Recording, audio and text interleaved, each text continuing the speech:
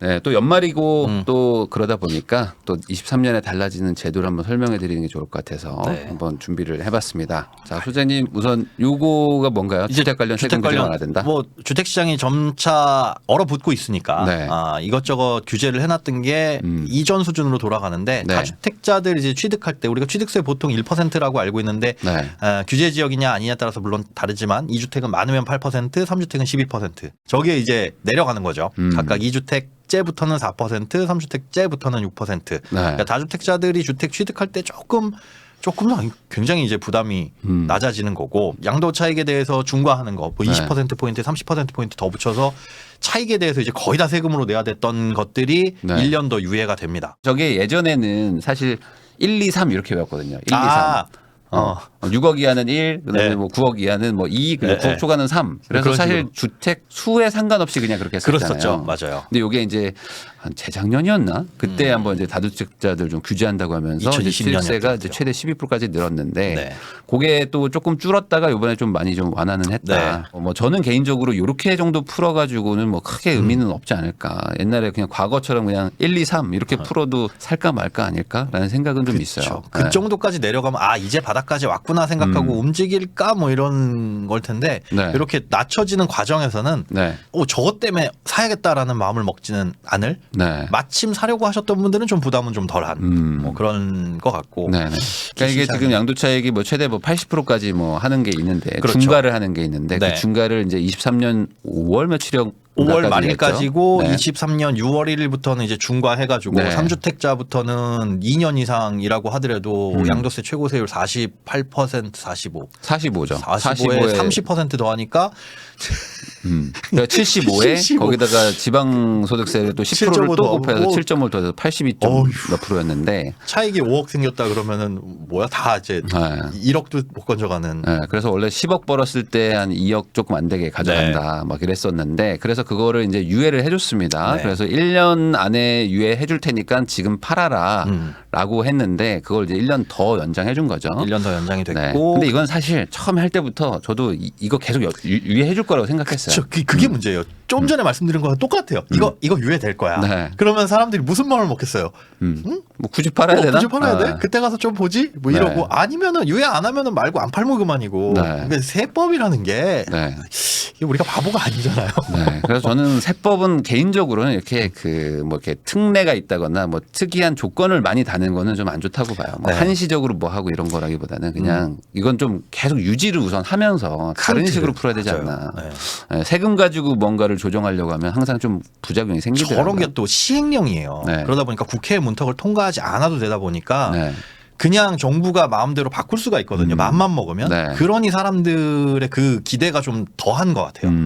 네. 단기 양도시 세율 완화는 원래 우리가 2년 이내에 팔면은 더 높은 세율을 부과를 하잖아요. 네. 양도세율, 뭐 기본 세율 말고. 저도 지금 기억이 안 나는데 60% 70%씩 맞아요. 했거든요. 그렇게 하는데 1년 안에 파는 것과 2년 안에 파는 것이 다르거든요. 네. 근데 그걸 아예 다 없애고 1년 이내에 팔았을 때만 45%. 네. 1년만 넘어가면은 이제 양도세 기본 세율로 6에서 45%로 해가지고 매기자 이런 것들로 이제 완화가 됩니다. 분양권이나 입주권 같은 것들도 맞습니다. 이제 1년만 가지고 있으면 1년 이후부터는 그냥 일반적인 그냥 세금을 낸다. 네. 그러니까 결론적으로 이렇게 한 이유는 지금 조금이라도 좀 집을 좀 사든지 청약을 받아서 그렇죠. 이 거래량 막 지금 막 급감하고 있는 거 청약 시장이 지금 막 흔들리고 있는 것들을 조금이라도 좀 막아달라. 네. 다주택자들한테 좀 해달라라는 그런 취지라고 보면 될 것 같아요. 근데 과연 움직일지는 그거는 모르겠습니다. 미지수다. 네. 네, 그리고 대출 관련해서도 완화되는 게 네, 많죠. 규제 지역 내에서 이제 다주택자 같은 분들은 아예 네. 대출이 안 됐었는데 요것도 LTV 30%까지는 대출을 해줄 수 있도록. 네. 이게 근데 꼭 필요한 이유가 뭐냐면 저것 때문에 집을 더 사셔라가 아니라 네. 지금 문제가 되고 있는 게 다주택자분들 안에 세입자분들 있잖아요. 네. 이분이 지금 전세를 계약이 만료돼서 어딘가 나가야 되는데 그럼 새로운 세입자를 들여야 되는데 네. 전세 드리기도 지금 쉽지가 않잖아요. 네. 그러다 보니 탑은 현금 빼주거나 대출 받아서 빼주는 것밖에 없는데 네. 대출이 안 되니까 이걸 못 빼주는 거예요. 네, 그럼 네. 이거 뭐 경매로 넘어가고 경매로 넘어가게 되면 그거 뭐 선순위 세입자 같은 경우에는 다 받을 수야 있겠지만 네. 한 번 넘어가서 빨리 경매 시장에 나오기까지 한 6개월 걸리잖아요. 그러면은 그분들도 묶여 있는 거 생각하면 네. 그런 것들 때문이라도 저건 좀 해줘야 되는 거 아닌가 빨리빨리. 그러니까 지금 다주택자들 대출 완화의 개념은 이제 2년 전, 3년 전만 해도 그 사람들이 대출 받아서 더 산다고 하니까 이제 그걸 그걸 막은 막았던 거죠. 거였는데 지금은 더 살 마음이 없는데 막아놓으니까 반대로 이제 그 임차 시장에서 이제 돈이 문제가 안 도니까 예. 완화해주는 개념인데 LTV 30%는 좀 애매해요. 그러니까 이게 네. 정부도 눈치를 보고 살짝 풀어주고 네. 이러는 것 같은데 그게 오히려 저는 아까 말씀드린 아니 저는 것처럼 이게 DSR이 있는데 그러니까. 그것도 LTV 맞아. 30%를 풀어주면은 저걸로 전세금 빼주라는 건지 전세가 그래도 보통 40-50%는 하거든요. 그러니까요. 예, 그러면 30% 해줘서 나머지 20%는 어떻게 하라는 건지 애매한 건 있습니다. 어쨌든 그래도 안 풀 수는 없으니까 네. 조금 풀어보고 이게 1단계일 것 같아요. 분위기 봐서 또 풀 것 같긴 합니다. 네. 거기에다가 이제 민간 주택임대사업자 그 지자체에 등록하시는 등록임대 같은 경우에는 추가적으로 대출 LTV도 별도로 네. 산정을 해서 풀어주겠다라는 것도 지금 구체적인 숫자는 안 나와 있지만 네. 이것도 풀릴 예정입니다. 음, 그러면서 이제 등록임대를 조금 활성화시키려는 것 같아요. 네. 아파트도 다시 부활을 하고요. 뭐 85제곱미터 이하이기는 하나 그 밑에서 이제 아파트도 등록임대로 하게 네. 되면 과거에 없어졌던 각종 세금 혜택들 네. 이런 것들도 다 살려주고 그럼 어떻게 보세요? 등록임대 다시 부활하는 거에 대해서? 꽤 큰 부작용으로 다가올 수도 있겠다. 아, 네. 어떤 의미에서? 그러니까 네. 저게 사실은 세금 부분에서는 10년, 15년짜리도 만든다고 하거든요. 15년짜리. 15년짜리도. 네. 그러면 만약에 15년짜리 혜택이 더 커요. 네. 15년짜리를 하게 됐을 경우에는 진짜 그냥 홀드하는 포지션으로 가시는 다주택자 같은 경우엔 네. 안 팔죠. 그때쯤 됐을 때.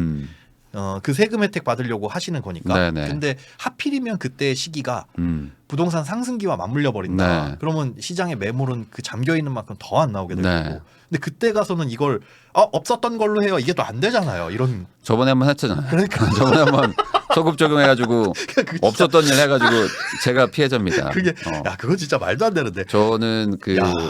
제가 이명박 피해자시군요. 정부 때 네. 이명박 정부 때 등록해놨던 물건들인데 그거를 문재인 정부 때 말소시켜 버렸죠. 강제 폐지시켜 버렸죠. 이거는 그러니까 그렇게 소급 적용하는 건 사실상 굉장히 큰 문제를 그러니까. 불러일으킬 수 있어서 안 하는데. 제발 집 사달라고 해서 집 샀더니 그러니까. 이제 나중에 폐지를 시켜버렸어요. 이것도 그렇게 되려나? 뭐 이게 가능성이 없진 그런 않아요. 가능성이 있다는 거를 지금 이 한 번이라도 투자를 해봤던 분들은 다 경험하셨습니다. 지금 그거를 체감하고 있기 때문에 또 소급할 수 있겠구나. 나중에 또 이제 10년, 15년은 사실 너무 길거든요. 너무 길어요. 너무 길고 그래서 저는 오히려 좀 짧게 가면서 좀 혜택을 조금 뭐 줄이든지 해서 좀 그런 식으로 좀 이렇게 좀 쌍방이 좀 이렇게 이해가 되는 수준을 좀 해야 되는데. 상황 봐서 제도를 그때 가서 변경하고 4년짜리 왜 4년짜리는 왜 안 돼? 그러니까 뭐 예를 들어 4년짜리로 단기로 가고 그 다음에 다시 연장하는지 여부는 뭐 그때 가서 다시 한다든지 네. 해야 되는데 길게 하면 분명히 나중에 또 소급 적용할 수밖에 없는 상황이 또 옵니다. 또 와요. 또 오죠 그때 가면. 그러면 그때는 네. 소급 적용 안 합니다라고 지금 단언할 수가 없는 네. 걸 우리가 한번 겪었으니. 그렇죠. 뭐 그런 것들이 있습니다. 그리고 이제 종부세 합산 배제 뭐 이런 것들 해준다고는 하는데 네. 이거 등록을 안 해도 지금 깎아주고 있어요. 그러니 안 해도 깎아주기 때문에 등록한다고 해서 실익이 별로 없어. 굳이 네. 뭐 여기에서 이제 취득세 조금 깎아주는 거 뭐 그런 것들이 네. 등록임대 혜택이긴 한데 오해하시면 안 되는 게 지금까지 발표한 거는 하겠다고 한 거지 확정되지 않았다. 아니에요. 맞아요. 이거 확정 안 된 겁니다. 이것도 국회 문턱 넘어야 되는 네. 것들도 있고 해서 아시잖아요. 우리 네. 쉽지 않다. 문턱이 또 넘어가면서 또 바뀌는 거 있으니까 꼭 감안해 주세요. 자, 민영주택 청약제도 개정된다. 네. 여기 이제 민영주택, 공공주택 말고 민영주택도 민영주택은 우리가 보통 하는 가점제 세 가지로 하죠. 근데 그 중에 85제곱미터를 딱 기준으로 해서 그 이하는 추첨제를 늘립니다. 네. 왜냐하면 20, 30, 40까지도 사실은 가점제를 점수를 높게 받을 수 없으니까 네. 그들은 청약시장에서 민영주택 청약시장에서 배제돼 있다 이런 네. 의견을 수렴해서 추첨제를 늘리긴 하는데. 그러면은 이제 쭉 쌓아왔던 4050은 어디로 가냐. 네. 그것 때문에 85제곱미터보다 큰 아파트는 그들의 수요가 더 많을 것이라고 판단을 하고 네. 저는 여기서 약간 의문이에요. 아니 왜 나이가 많으면 큰 아파트 선호하고 나이가 적으면 작은 아파트 선호하나? 이건 무슨 기준이지? 네. 좀 갸우뚱하고 네. 두 번째는 뭐냐면 이 공급되는 물량 자체가 다르잖아요. 요즘에 보면 둔촌주공도 다 85제곱미터 85 초과가 별로 없어요, 요즘에. 없어요. 그러면은 결국은 가점제 비중을 상향해도 4050은 사실상 민영주택에서 더 힘들어지는. 그럴 수 있죠. 물론 이제 추첨제도 노려볼만 하지만 네. 이렇게 바뀐다라는 거 정도는 알고 계셔야 나한테도 기회가 생기는구나 혹은 네. 나는 기회가 조금 줄어드는구나 이건 네. 좀 알아두셔야 될 것 같아서. 미계약 물량이 거주요건 삭제라는 거는 이제 아주 극단적으로 얘기하면은 부산 사람이 둔촌주공에 할수 만약에 있다. 미분양이 네. 났다. 그러면 이제 계약해도 된다. 그렇습니다. 미계약이 뜨면 뭐 그렇게라고 보시면 되는데 네. 큰 틀에서는 지금 규제 지역 자체를 해제하려고 해요. 또. 맞아요. 그러니까 이게 의미가 없기도 해요. 이제는. 이게 뭐 이렇게 우리가 나 답답한 게 계속 이걸 공부를 해야 되고 쫓아가야 되는 게 야 이거 바뀐다며 요게 풀려서 요거 괜찮아. 그러니까 이게 지금 규제 지역이라는 거 지금은 이제 뭐 경기도 네 곳하고 서울만 남았는데 맞습니다. 여기 안에서의 청약 제도가 바뀌는 건데 문제는 그 규제 지역 자체를 풀어버리면 또 추첨제로 싹 다 바뀌어버립니다. 또. 아마 내년 3월 안에는 다 풀리지 않을까 싶긴 해요. 그런 것들 때문에 요게 그러니까 바꾸는데 의미가 있나라는 거가 좀 이상한 거예요. 그러니까 지금 그게 좀 있습니다. 그러니까 바꿔주긴 하는데 사실상 큰 의미가 없는 식의 또 다른 식의 규제가 풀리면서 뭐 그렇게 되고는 있다. 네, 그럼 요거는 이제 좀 다른 거네요. 네, 부동산 말고 다른 건데 나이롱 환자들 없애기 위한 제도 개선입니다. 나이롱 환자 없애는 거. 지금은 자동차 사고가 나면 어떻게 되냐면 대물 사고가 나면 과실 비율대로 서로 물어줘요. 그런데 대인 사고는 상대방 보험사에서 다 물어줍니다. 예를 들어서 제 과실이 80%라고 할게요. 뭐 여기 1,000만 원 나왔고 내 차는 조금 망가져서 100만 원 나왔어요. 여기도 비싼 차야. 근데 덜 다치셨어. 그랬는데 저는 병원에 가서 그냥 누워버려요. 내 과실이 많은데도. 그래도 그건 상대방에서 다 해줍니다. 그거를 이제 경상 환자인 경우에는 그것들의 과실 비율에 따라서 하겠다. 결론은 뭐 대다수의 분들한테는 뭐 상관없겠지만 맞습니다. 소수의 지금 나이롱 환자를 꿈꾸고 있는 분들이라면 이제 조심해라.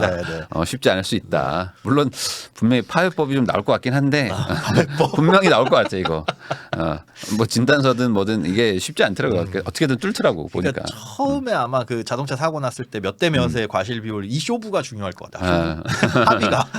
네, 청년도약계좌 출시 예정. 저 이거 봤는데 이거.